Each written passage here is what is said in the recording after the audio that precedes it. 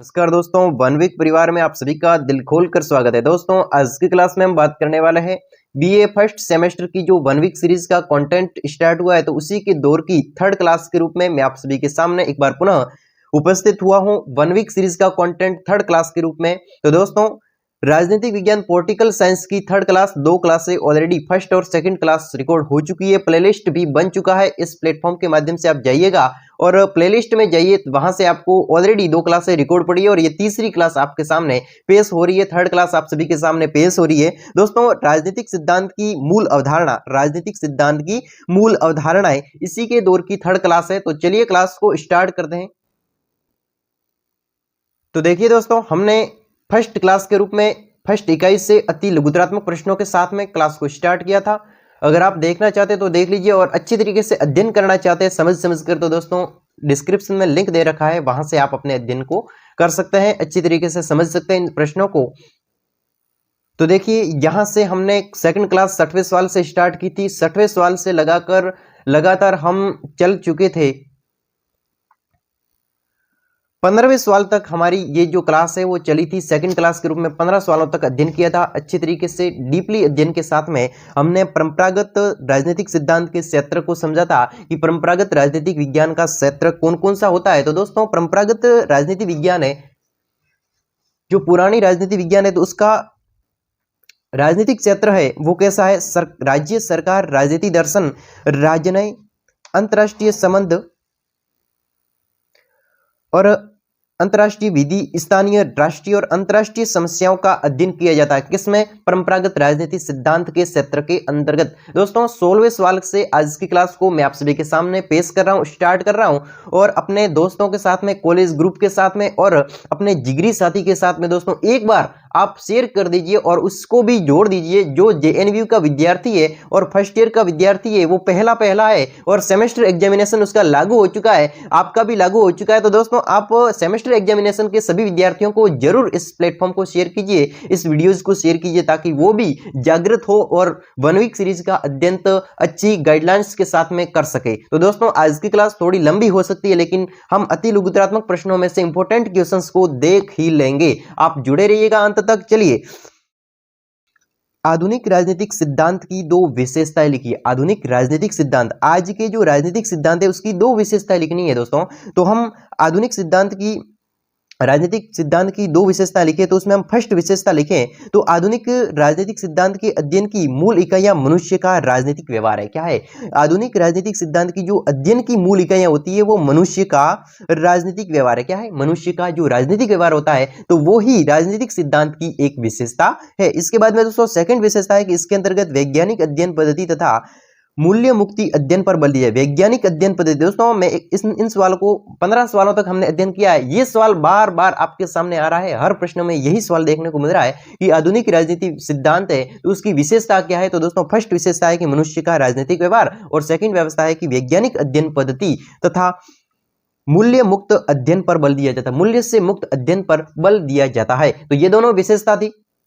तो दोस्तों, 17वें सवाल की ओर नजर डालते हैं कि आधुनिक दृष्टिकोण के अनुसार राजनीतिक सिद्धांत का क्षेत्र बताइए। आधुनिक दृष्टिकोण के हिसाब से राजनीतिक सिद्धांत का क्षेत्र हमने अभी थोड़ी देर पहले पढ़ा कि परंपरागत दृष्टि से राजनीतिक सिद्धांत का क्षेत्र कौन सा है। तो दोस्तों, अब सवाल आ रहा है कि आधुनिक दृष्टि से राजनीतिक सिद्धांत का क्षेत्र कौन सा है। तो दोस्तों, आधुनिक दृष्टि से देखें तो राजनीतिक सिद्धांत के अंतर्गत व्यक्ति के राजनीतिक व्यवहार, अंतः अनुशासनात्मक अध्ययन, यथार्थता पर बल तथा सांख्यिकी सर्वेक्षण, मूल्य निरपेक्ष तथा व्यक्तिनिष्ठ प्रभावों से मुक्त दृष्टिकोण पर बल दिया जाता है। व्यक्तिनिष्ठ प्रभावों से मुक्त दृष्टिकोण पर बल दिया जाता है। एक बार पुनः मैं आप सभी के सामने इसको पेश करता हूं कि आधुनिक दृष्टिकोण के अनुसार राजनीतिक सिद्धांत का क्षेत्र, फर्स्ट क्षेत्र बनता है दोस्तों व्यक्ति का जो राजनीतिक व्यवहार है, अंत अनुशासनात्मक अध्ययन है,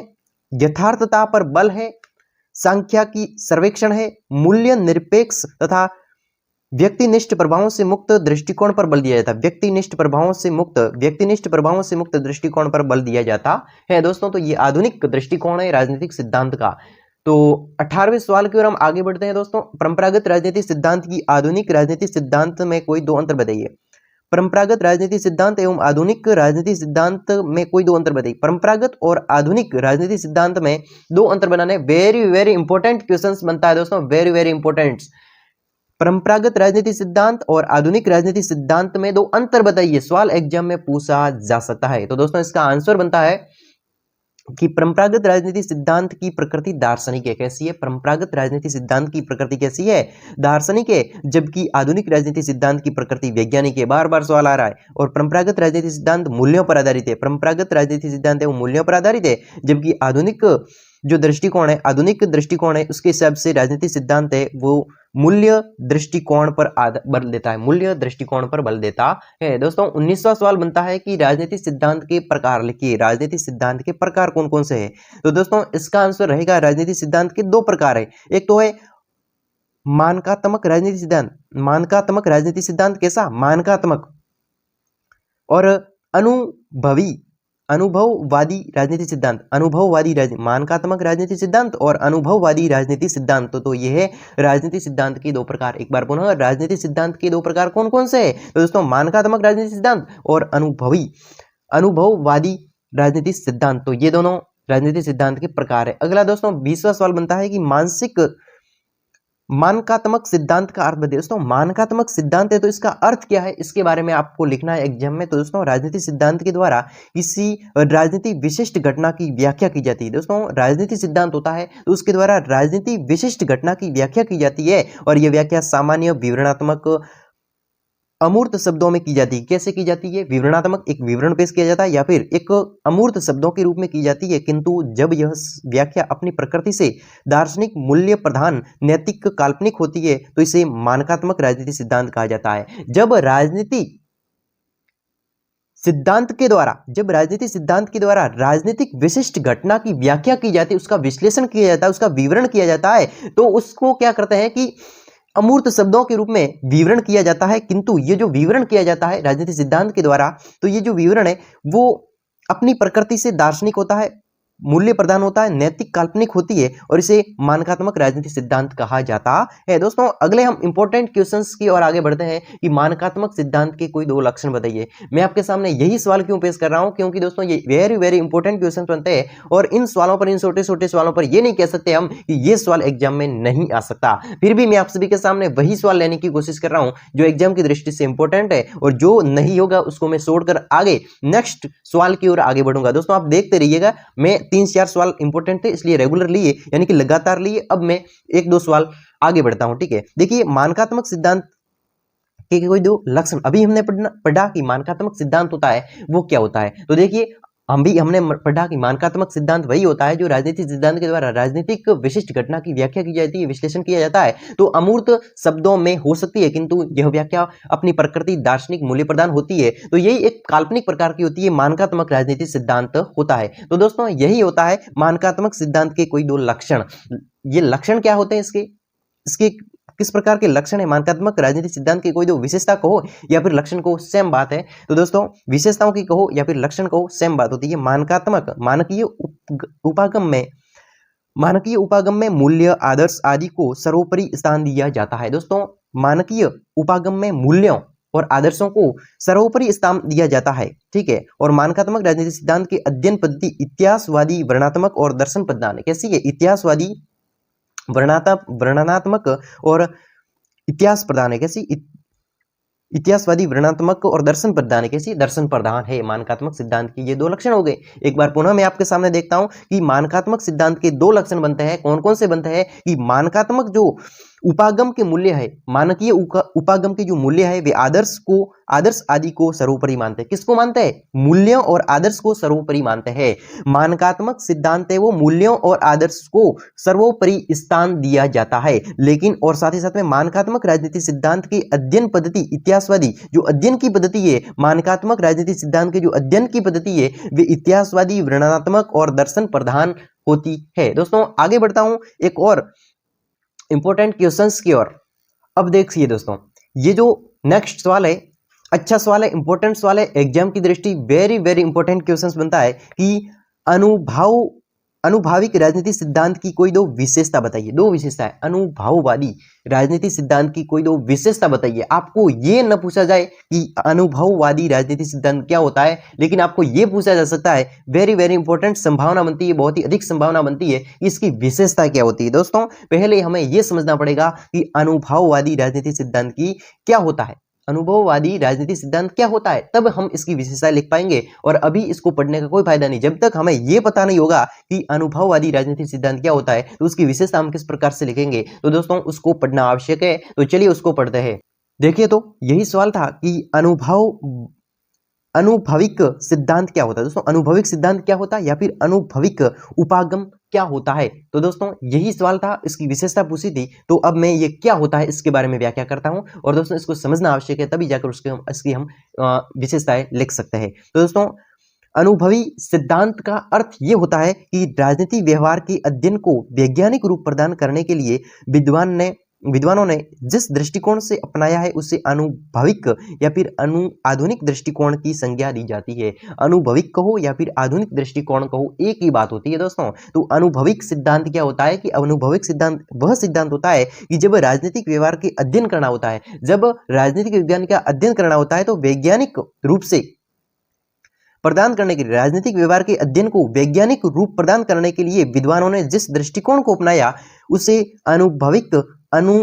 अनुभविक या आधुनिक दृष्टिकोण की संज्ञा दी जाती। तो यही था अनुभविक सिद्धांत। दोस्तों अनुभविक राजनीति सिद्धांत की कोई दो विशेषता बताइए। अब इसको देखते हैं दोस्तों, अनुभविक राजनीति सिद्धांत। तो राजनीति सिद्धांत की अनुभविक अवधारणाओं की दो लक्षण लिखिए, सेम बात है। देखिए फर्स्ट देखते हैं कि अनुभविक उपागम के अंतर्गत राजनीति शास्त्र के सभी प्रकार राजनीति तथ्य और घटना का अध्ययन किया जाता है।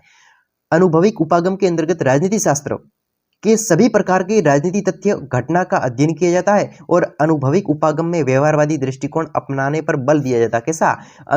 अनुभविक उपागम में व्यवहारवादी दृष्टिकोण अपनाने पर बल दिया जाता है। और दोस्तों अगले इंपॉर्टेंट क्वेश्चंस की ओर आगे बढ़ते हैं। अगला क्वेश्चन है वेरी वेरी इंपॉर्टेंट दोस्तों, परंपरागत और आधुनिक राजनीति सिद्धांत में अंतर बताइए। वेरी वेरी इंपॉर्टेंट क्वेश्चन बनता है कि परंपरागत और आधुनिक राजनीति सिद्धांत में अंतर बताइए। अच्छा सवाल है एग्जाम की दृष्टि से। देखिए स्वरूप का अंतर, जब परंपरागत राजनीति का हम अध्ययन करते हैं, परंपरागत सिद्धांत का बात करें और आधुनिक सिद्धांत की बात करें, तो इन दोनों में जो स्वरूप का अंतर है तो ये पहला अंतर हो जाता है। दोस्तों परंपरागत राजनीति सिद्धांत का स्वरूप आदर्शवादी कल्पनावादी है। कैसा है? आदर्शवादी और कल्पनावादी है, लेकिन आधुनिक दृष्टिकोण का स्वरूप वैज्ञानिक है। अगला दोस्तों मूल्यों का अंतर, परंपरागत और आधुनिक राजनीति सिद्धांत में जो मूल्यों का अंतर है तो ये सेकंड अंतर हो गया। राजनीति सिद्धांत का परंपरावादी दृष्टिकोण मूल्यों पर आधारित है। कैसा है? राजनीति सिद्धांत का जो परंपरागत दृष्टिकोण है वो मूल्यों पर आधारित है, जबकि आधुनिक दृष्टिकोण मूल्य मुक्तता पर बल देता है, मूल्य से मुक्तता पर बल देता है, लेकिन परंपरागत है वो मूल्यों पर बल देता है, मूल्यों पर आधारित है। आगे है दोस्तों थर्ड जो अंतर है, तीसरा अंतर है वो शोध की मूल इकाई अंतर। दोस्तों अब परंपरागत और आधुनिक राजनीति सिद्धांत है, इसमें शोध खोज करने की जो मूल इकाई है तो इसमें भी अंतर पड़ता है, तो ये तीसरा अंतर हो जाता है। परंपरागत राजनीति सिद्धांत की शोध इकाई संस्था है। दोस्तों परंपरागत राजनीति सिद्धांत की अगर हम शोध खोज की इकाई माने तो वो संस्था है, जबकि आधुनिक सिद्धांत की शोध की मूल इकाई मानव का राजनीतिक व्यवहार है। मानव का राजनीतिक व्यवहार कैसा है ये जान ले तो हमें पता चल जाएगा कि आधुनिक राजनीति सिद्धांत किस प्रकार है, यानी कि आधुनिक राजनीति सिद्धांत की शोध ही मानव का राजनीतिक व्यवहार है। आगे बढ़ते हैं अगले इंपॉर्टेंट क्वेश्चंस की ओर। तो दोस्तों अब है 28वां सवाल है कि आगमनात्मक अध्ययन का अर्थ बताइए, और 29वां सवाल है कि निगमनात्मक पद्धति का अर्थ बताइए।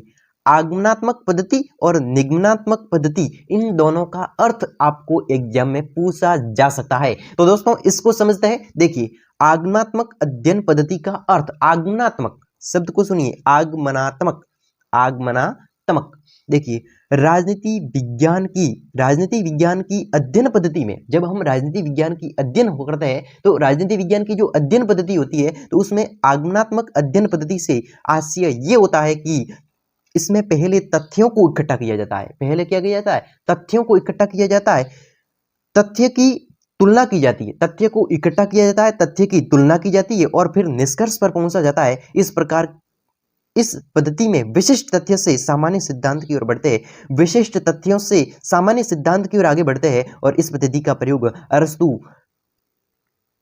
मैकियावली, लॉक, मॉन्टेस्क्यू, हर हेनरी मैन आदि विचारकों ने किया है। तो दोस्तों समझ गए कि आगमनात्मक अध्ययन पद्धति होती क्या है। दोस्तों आगमनात्मक पद्धति को एक बार पुनः समझते हैं, समझ में तो आ गया, आप देखते ही। तो दोस्तों आगमनात्मक पद्धति राजनीति विज्ञान के अध्ययन की पद्धति होती है। क्या होती है? राजनीति विज्ञान के अध्ययन की एक पद्धति होती है। क्या होती है? आगमनात्मक पद्धति राजनीति विज्ञान के अध्ययन की पद्धति है। और इसका जब अध्ययन करते हैं तब इसका आशय क्या होता है, इसका अर्थ क्या होता है, इसको हम पढ़ते हैं कि जब हम किसी तथ्य को, जब किसी मामले का, जब किसी शब्दों या फिर तथ्यों को इकट्ठा किया जाता है, क्या किया जाता है? सब तथ्यों को इकट्ठा किया जाता है तो उन तथ्यों की तुलना की जाती है। क्या की जाती है? तथ्यों की तुलना की जाती है और साथ ही साथ में अंत में निष्कर्ष पर निकाला जाता है। यानी कि अगर कोई दो तथ्य, एक ये तथ्य, एक ये तथ्य, मान लो एक ये तथ्य है, एक ये तथ्य है, इन दोनों तथ्यों को इकट्ठा किया जाता है। ठीक है, इकट्ठा करने के बाद में उन दोनों में तुलना, ये सही है या फिर ये तथ्य सही है। ठीक है, तो इन दोनों की तुलना की जाती है और तुलना करने के बाद में निष्कर्ष पर पहुंचा जाता है और विशिष्ट तथ्यों से सामान्य तथ्यों की ओर आगे बढ़ते हैं। और इस पद्धति का प्रयोग अरस्तु, मैकियावली, लॉक, मॉन्टेस्क्यू, हर हेनरी मैन आदि विचारकों ने किया। तो दोस्तों यही था आगमनात्मक अध्ययन पद्धति का अर्थ। समझ गए? तो दोस्तों निगमनात्मक अध्ययन का अर्थ बताइए। अब आ रहा है कि निगमनात्मक पद्धति का अर्थ। कैसी पद्धति? निगमनात्मक अध्ययन। निगमनात्मक पद्धति को दार्शनिक पद्धति भी कहते हैं। निगमनात्मक पद्धति को दार्शनिक पद्धति भी कहते हैं। इसमें सव्य सिद्ध सिद्धांतों को मान लिया जाता है। सव्य के द्वारा सिद्ध सिद्धांतों को मान लिया जाता है। इन सिद्धांतों को विशिष्ट परिस्थितियों में कार्यान्वित कर निष्कर्ष निकाला जाता है और इस पद्धति में हम सामान्य सिद्धांत से विशिष्ट तत्व की ओर बढ़ते हैं। प्लेटो, टॉम्स, एक्विनस, बोधा, बेंथम, कॉम्टे, हिगल, ऑगस्टीन आदि राजनीति दार्शनिकों में इस पद्धति का प्रयोग किया गया है। दोस्तों हम पढ़ रहे हैं निगमनात्मक पद्धति, राजनीति अध्ययन करने की जो निगमनात्मक पद्धति है, तो इसके अंतर्गत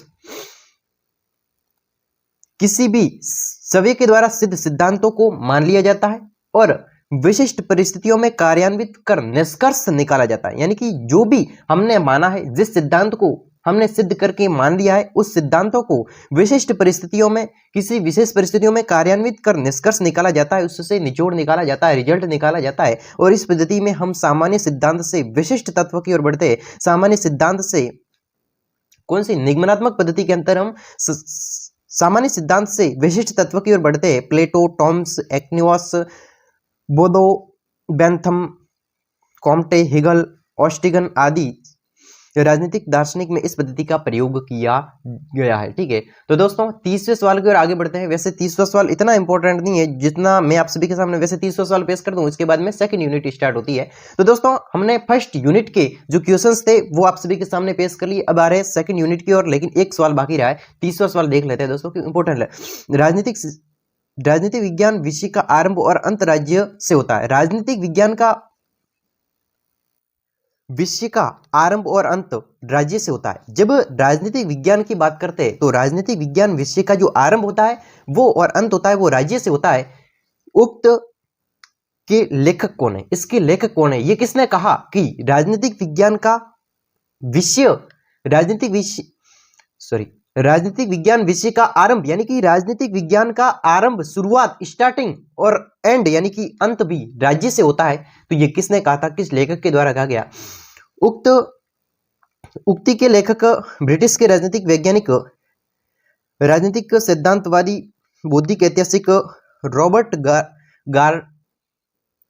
गार्नर महोदय के द्वारा कहा गया। दोस्तों आपको केवल इतना याद रखना है कि राजनीतिक विज्ञान की शुरुआत और अंत राज्य से होता है, ये किसने कहा था? तो रॉबर्ट गार्नर महोदय के द्वारा कहा गया। रॉबर्ट गार्नर, दोस्तों इतना ही याद रखना है, वेरी वेरी इंपॉर्टेंट। आपको कहीं लिखने, मान लो कि आप इतना एक्स्ट्रा पॉइंट ये लिखते हैं तो आपको भी नंबर मिलने के चांस बढ़ते हैं। तो दोस्तों बढ़ते हैं सेकंड यूनिट की और फर्स्ट यूनिट के इंपॉर्टेंट क्वेश्चंस मैंने आप सभी के सामने क्लियर कर दिए। अब आ रही है सेकंड यूनिट।